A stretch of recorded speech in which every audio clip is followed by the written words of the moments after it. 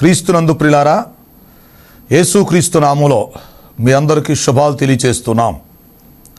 క్రీస్తు రాకడ ధ్వని శాంతి ఆదరణ సందేశాలు అను టీవీ కార్యక్రమం కొరకు ప్రేమతో మిమ్మల్ని ఆహ్వానిస్తున్నాం. మీరు మీ విలువైన సమయాన్ని కేటాయించుకొని మా కార్యక్రమాలు చూస్తున్నందుకు మీకు కృతజ్ఞతలు. ఈ కార్యక్రమాలు మీ ఆత్మీయ ప్రయోజనానికి ఎంతో సహాయపడుతున్నవని నమ్ముతున్నాం. ప్రియులారా, ఈ టీవీ పరిచర్య కొరకు ప్రార్థించండి, సహకరించండి, ప్రోత్సహించండి.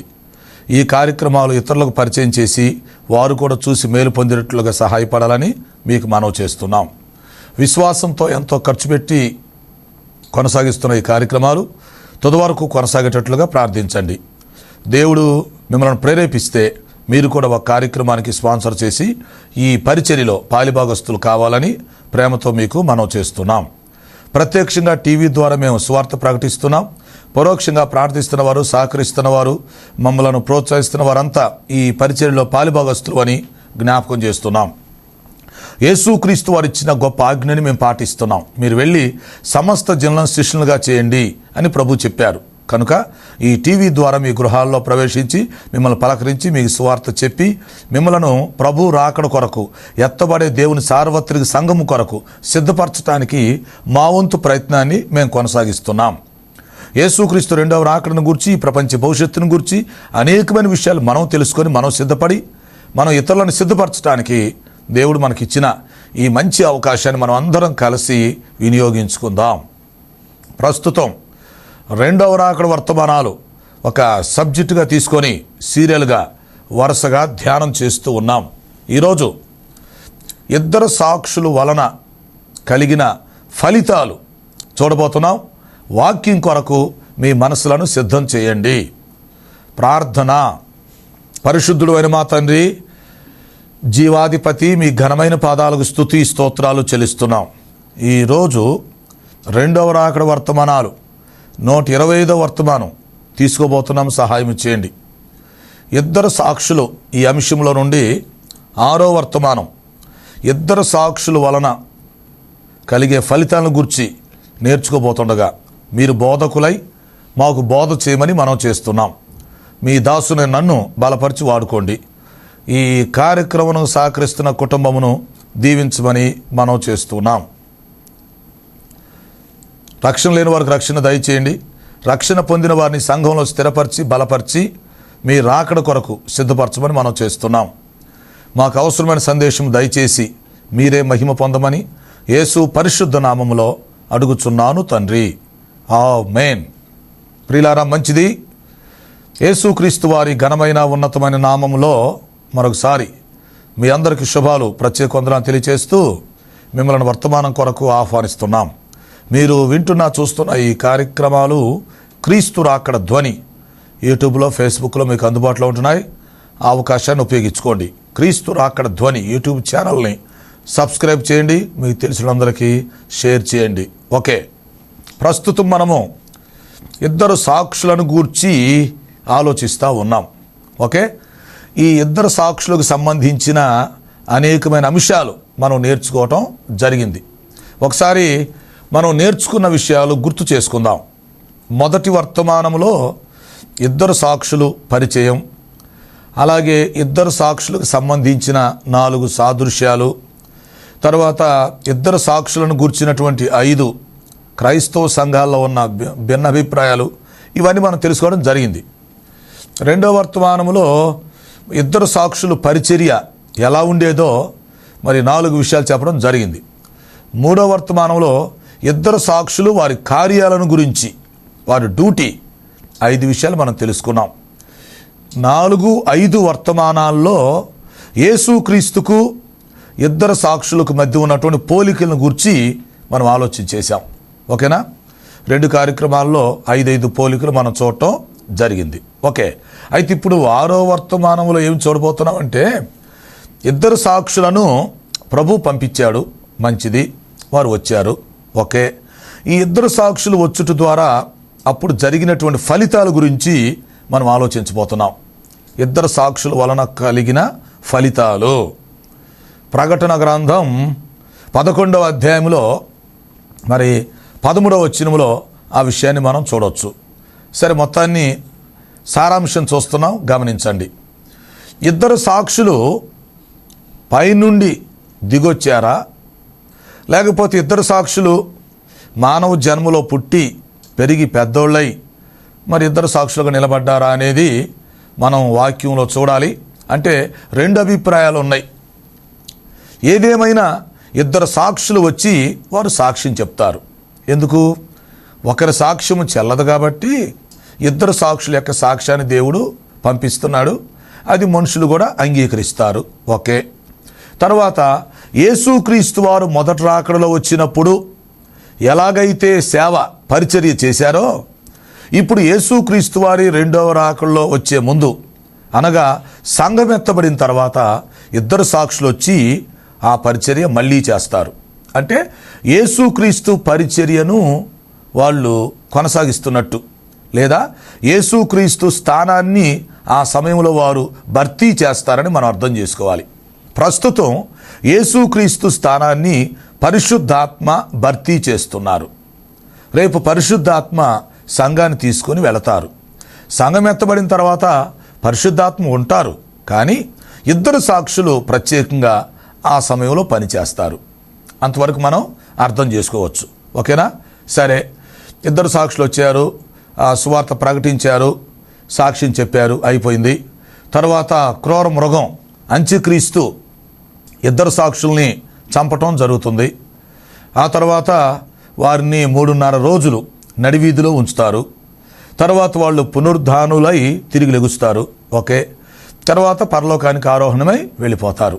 ఇక్కడ దాకా మనకి భవిష్యత్తులో జరగబోయే విషయాలను జరిగినట్టుగానే చరిత్ర రూపంలో ఉన్నట్టుగా యోహాను భక్తుడు దర్శనంలో చూసి వ్రాయటం జరిగింది.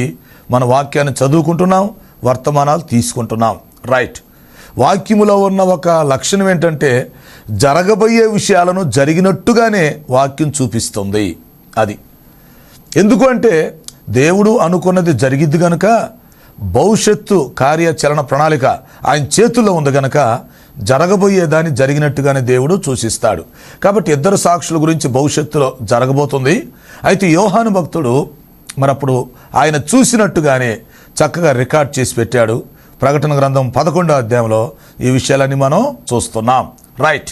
సో ఇప్పుడు ఇద్దరు సాక్షులు వచ్చినందువల్ల, వారు పరిచర్య చేసినందువల్ల, మరి హతసాక్షులుగా మరణించినందువల్ల తర్వాత జరిగిన ఫలితాలు ఏమిటి అని మనం ఆలోచిస్తే ప్రియులారా, ఒక్కొక్కటి అర్థం చేసుకుందాం. మొట్టమొదటి విషయం ఏంటంటే, ఈ ఇద్దరు సాక్షుల యొక్క వృత్తాంతాన్ని బట్టి దేవునికి మహిమ వచ్చింది. మొట్టమొదటి విషయం, యేసుక్రీస్తు వారు ఎలాగైతే తన జీవితంలో దేవునికి మహిమ తీసుకొచ్చారో, తండ్రిని సంపూర్ణంగా మహింపరిచారో, అలాగే ఈ ఇద్దరు సాక్షులు కూడా వారి జీవితం ద్వారా, వారి సాక్ష్యము ద్వారా, వారి మరణ పునరుద్ధానాల ద్వారా దేవునికి మహిమ తీసుకొచ్చారు. ఎస్, ఆ ఇద్దరు సాక్షులు పైకి వెళుతూ ఉంటే అందరూ చూసి దేవుణ్ణి మహింపరిచారు.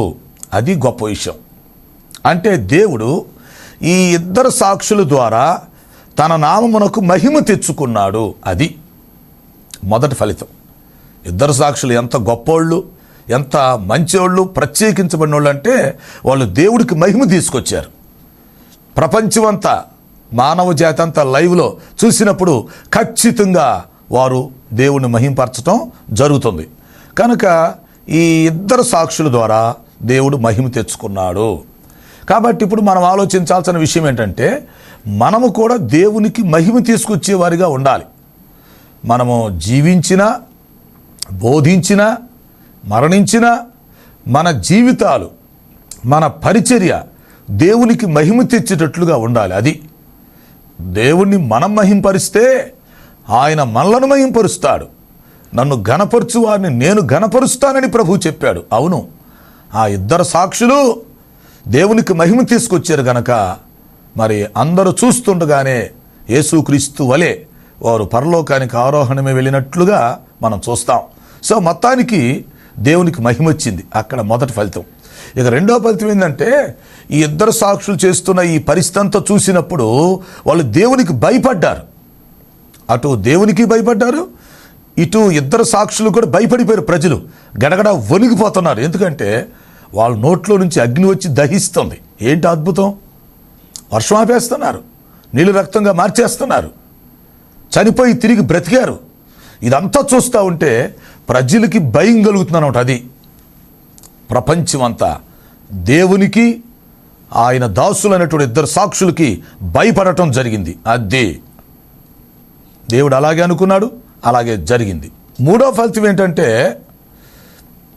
ఇద్దరు సాక్షులు చెప్పిన దాన్ని బట్టి, వారు చేసిన దాన్ని బట్టి, జరిగిన దాన్ని బట్టి అందరూ అది సత్యము అని తెలుసుకున్నారు. అది ఎందుకంటే వాళ్ళు చెప్పింది, చేసింది, జరిగింది అంతా సూట్ అయింది కనుక వీళ్ళు చెప్పింది సత్యమే. వీళ్ళని పంపించిన దేవుడే సత్యయేక దేవుడు, ఆయనే నిజమైన జీవం కలిగిన దేవుడు. నమ్మితే ఆయన్నే నమ్మాలి. ఈ అంత్యక్రీస్తు నమ్మకూడదు. వీడు మోసగాడు, అబద్ధికుడు, నిజంగానే ఇతడు క్రీస్తు విరోధి. కాకపోతే మనకి ఇచ్చకపు మాటలు చెప్పాడు అని ప్రజలు మ్యాక్సిమం సత్యాన్ని గ్రహించగలిగారు. అది సో ఇప్పుడు ప్రజలకి సత్యం అనేది తెలియాలి. ప్రజలు సత్యాన్ని తెలుసుకునే పరిస్థితిలో లేరు. ముందు సత్యాన్ని తెలుసుకుంటే వాళ్ళు రక్షణ పొందుతారా పొందరా అనేది తర్వాత విషయం. కానీ ఇద్దరు సాక్షుల ద్వారా ఆనాటి ప్రపంచానికి భవిష్యత్తులో సత్యం ఖచ్చితంగా తెలుస్తుంది. అది దేవుడే నిజమైన దేవుడని, ఇద్దరు సాక్షులు ఆయన సేవకులని, వాక్యం సత్యమని వాళ్ళు సత్యాన్ని గుర్తించగలుగుతారు. అది ఫలితం. ఒకటి, దేవుడికి మహిమ వస్తుంది. రెండు, దేవునికి ఆయన దాసులకి ప్రజలు భయపడుతున్నారు. మూడు, ప్రజలకి సత్యం తెలిసిపోయింది.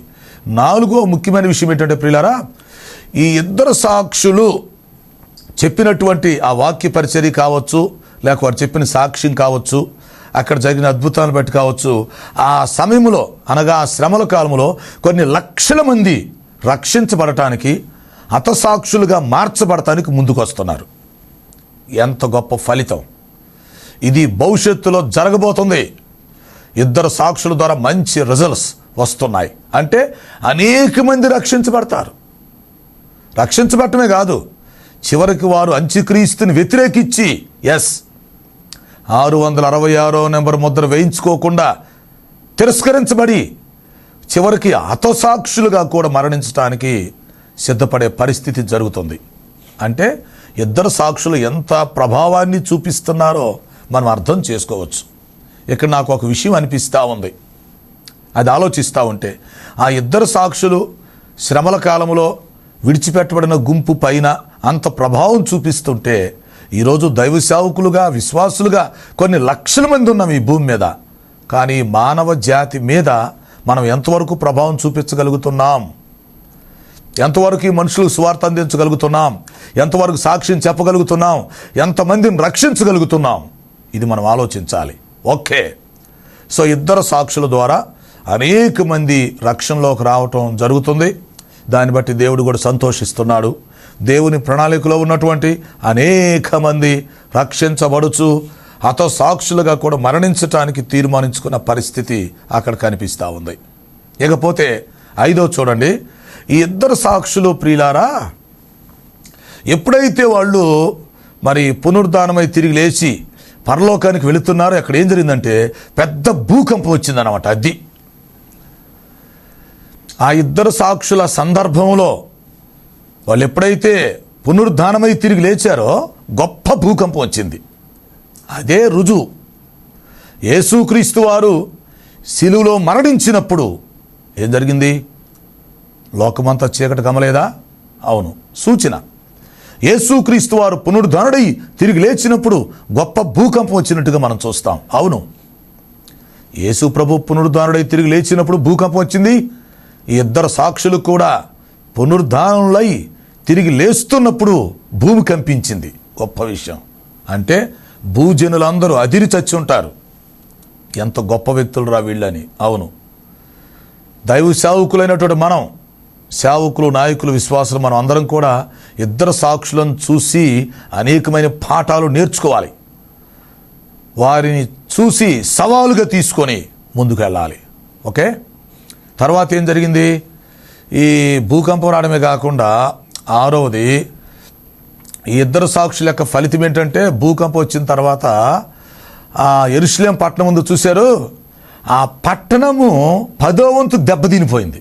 అది అంటే ఆ ప్రాంతం 10 వంతుల్లో 1 వంతు దెబ్బతినిపోయింది. అంతే, భూకంపం వచ్చేసి మరి శిథిలమైపోయింది ఆ ప్రాంతం. అంతే, దైవ సేవకుల్ని వాళ్ళు బాధ పెట్టారు, చంపేశారు, వాళ్ళు చెప్పిన మాటలు వినలేదు వాళ్ళు. సో ఇప్పుడు ఏమైంది, భూమి అదిరిపోయింది. ఆ ఉన్న ప్రాంతంలో 10వ వంతు పనికి రాకుండా శిథిలమైపోయింది. కేవలం అక్కడ దేవుడు సూచన చూపిస్తా ఉన్నాడు. ఆశ్చర్యపోతున్నారు వాళ్ళు, ఇదేంటి ఇంత పెద్ద భూకంపం వచ్చింది, మరి ఇంత ప్రాంతం దెబ్బతినిపోయిందే, శిథిలమైపోయిందని వారు ఆలోచించే పరిస్థితి. ఆ తర్వాత ఏం జరిగింది తెలిసినా, మనం ఆలోచిస్తే అక్కడ 7వది ఏమైంది తెలిసినా, ఆ భూకంపం దెబ్బకి 7,000 మంది చనిపోయారు అని భవిష్యత్తులో జరగబోయే విషయాన్ని జరిగినట్టుగానే చూపిస్తుంది వాక్యం. సో వాక్యం ఎంత సత్యమో చూడండి కదా, వాక్యం ఎంత స్థిరమైందో చూడండి. ఇప్పుడు జరిగినాక ఒక విషయం చెప్పడానికి కూడా కొన్నిసార్లు మనం వెనకాడతాం, జరిగినాక కూడా క్లారిటీ ఉండదు. కానీ జరగకముందే అక్కడ వాక్యం ఏం చెబుతుంది, ఆ భూకంపం వచ్చిన తర్వాత 7,000 మంది చనిపోయారు, చచ్చారు అని చెప్తుంది. అంటే అక్కడున్న జనాభాలో 2 సాక్షులు వచ్చి వెళ్ళిన తర్వాత 7,000 మంది చనిపోయారంటే వీళ్ళు ఎవరు అనుకోవాలి మనం? 7,000 మంది ఎవరు? మంచోళ్ళ, చెడ్డోళ్ళ? లేదంటే ఆ 2 సాక్షుల్ని ఎక్కువ ఇబ్బంది పెట్టిన వాళ్ళు అనుకోవాలా, లేదా దేవుని ప్రణాళికలో లేనోళ్ళు అనుకోవాలా? అదంతా దేవుడికే తెలుసు. 7,000 మంది మరణించడం జరిగింది.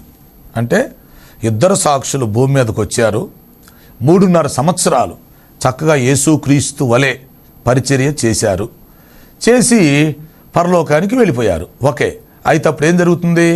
అప్పుడు ఎవరైతే విడిచిపెట్టబడిన గుంపులో ఉన్నారో వారి జీవితాల మీద చెరగని ముద్ర పడిపోయింది. అది 2 సాక్షులు చరిత్ర రికార్డు సృష్టించారు. మన భాషలో చెప్పాలంటే చరిత్ర బద్దలు కొట్టారు అంతే. వారు పునరుద్ధానమై తిరిగి లెగిస్తే భూకంపం రావటం ఏంటండి, ఎంత గొప్ప విషయం అది.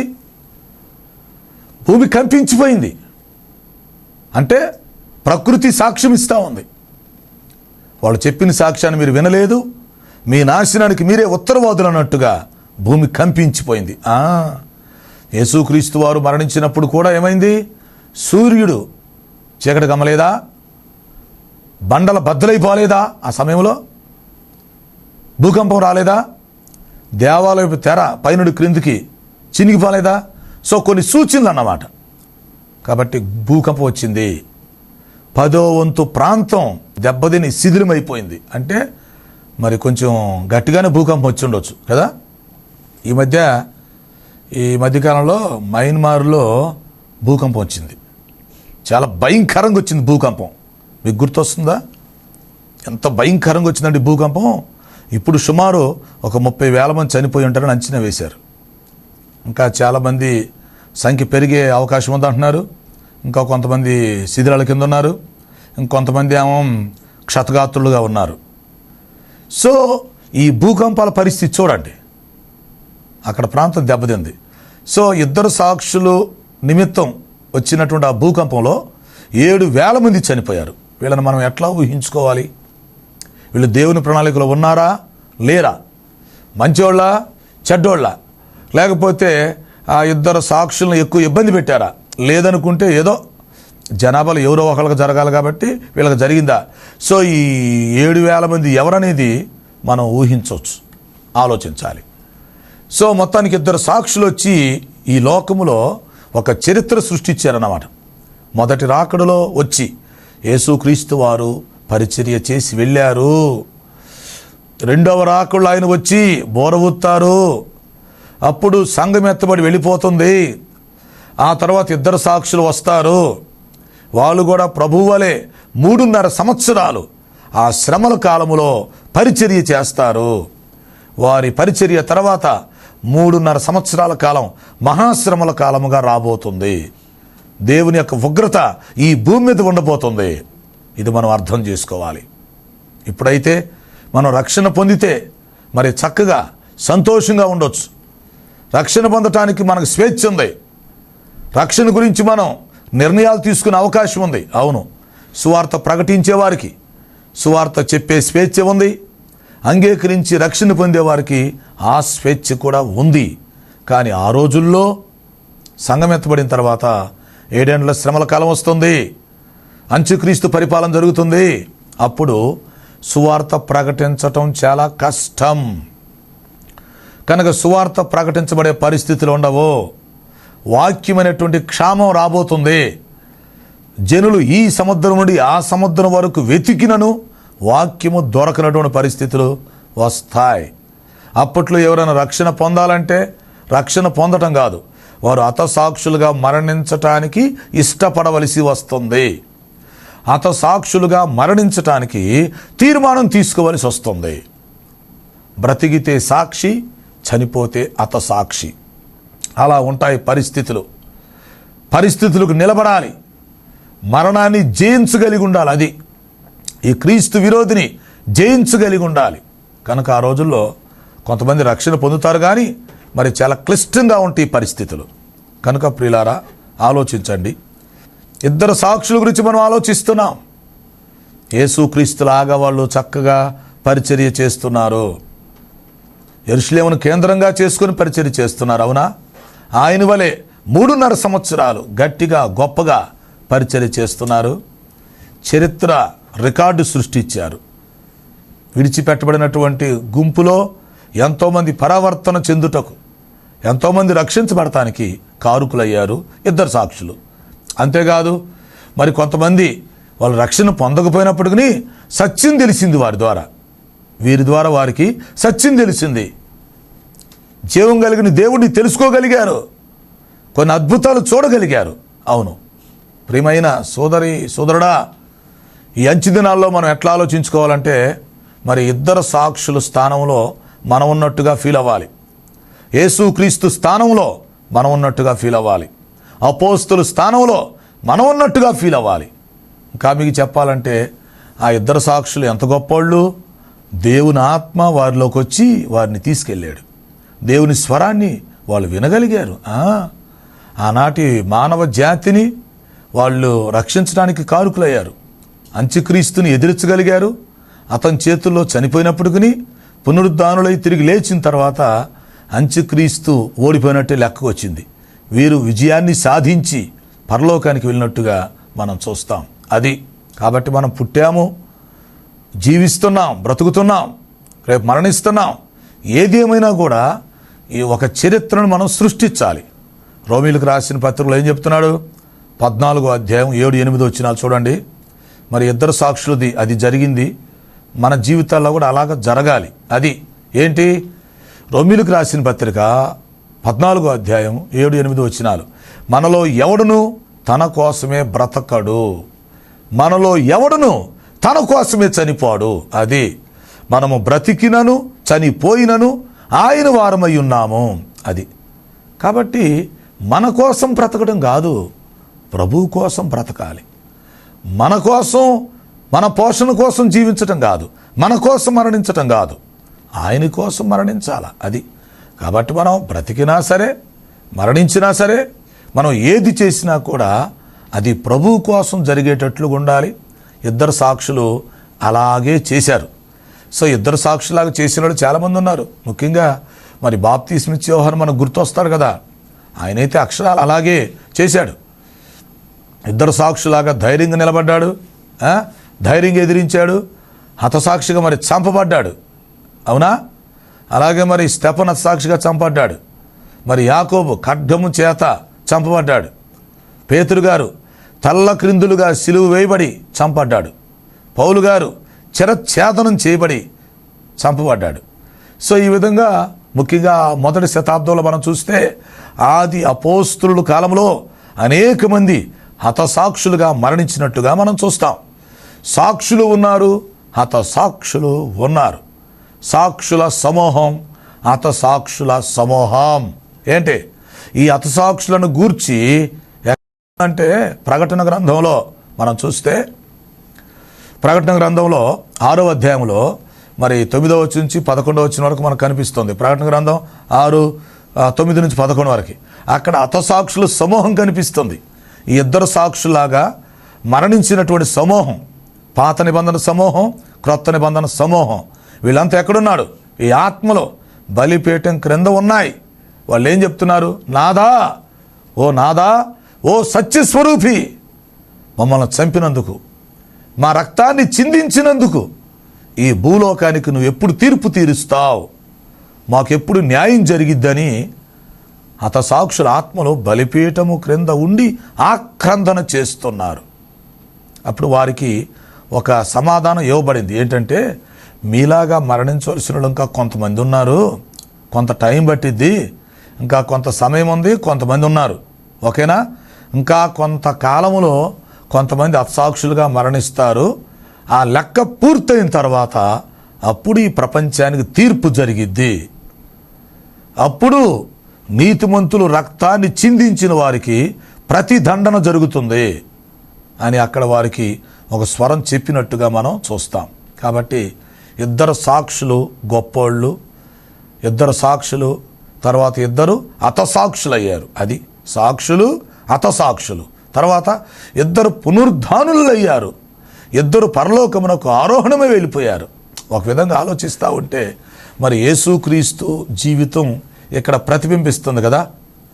యేసుక్రీస్తుకి ఇద్దరు సాక్షులకు మధ్య ఉన్నటువంటి ఆ పోలికలు చూసాం. 10 పోలికలు ఎలా ఉన్నాయి, ఓకేనా? మరి ఇప్పుడు ఇద్దరు సాక్షులకు సంబంధించిన ఫలితాలు ఆలోచిస్తూ ఉంటే కొన్ని గొప్ప ఫలితాలు వచ్చినాయి కదా. ఈ ఇద్దరు అనేక మంది రక్షించబడటానికి కారుకులయ్యారు కదా. భూమి మీద ఉన్నటువంటి విడిచిపెట్టబడిన గుంపు రక్షణ పొందటానికి వీరి ద్వారా ఒక మంచి అవకాశం వచ్చింది. వీళ్ళు వెలుగుతూ అనేక మందిని వెలిగించినట్టుగా మనం చూస్తున్నాం. ఎస్, మనం కూడా ఈ ఇద్దరు సాక్షుల వలె ఈ అంచె దినాల్లో మరి గొప్పగా సేవ చేయడానికి, దేవుని రాజ్యాన్ని కట్టడానికి మనం ప్రయత్నం చేద్దాం. అట్టి కృపను దేవుడు మనందరికీ దయచేయును గాక. ఆమేన్. ప్రార్థన. తండ్రి, నీకు స్తోత్రాలు. విన్న వర్తమానం మా హృదయాలలో ఫలింపచేయమని మనం చేస్తున్నాం. రక్షణ లేని వారికి రక్షణ దయచేయండి. సమస్యలతో, అనారోగ్యతతో, అవసరాలతో వారికి సహాయం చేసి మీరే మహిమ పొందమని యేసు పరిశుద్ధ నామములో అడుగుచున్నాను తండ్రి. ఆమేన్. తండ్రి, కుమార, పరిశుద్ధాత్మ త్రియేక దేవుని దీవెన మనకు తోడై నడిపించును గాక. ఆమేన్, ఆమేన్. ప్రియులారా, ఈ కార్యక్రమాలకు స్పాన్సర్ చేయాలని మీరు ఆశించినట్లయితే మా సెల్ ఫోన్ నెంబర్కి SMS చేయండి. 9440402368 9440402368. God bless you.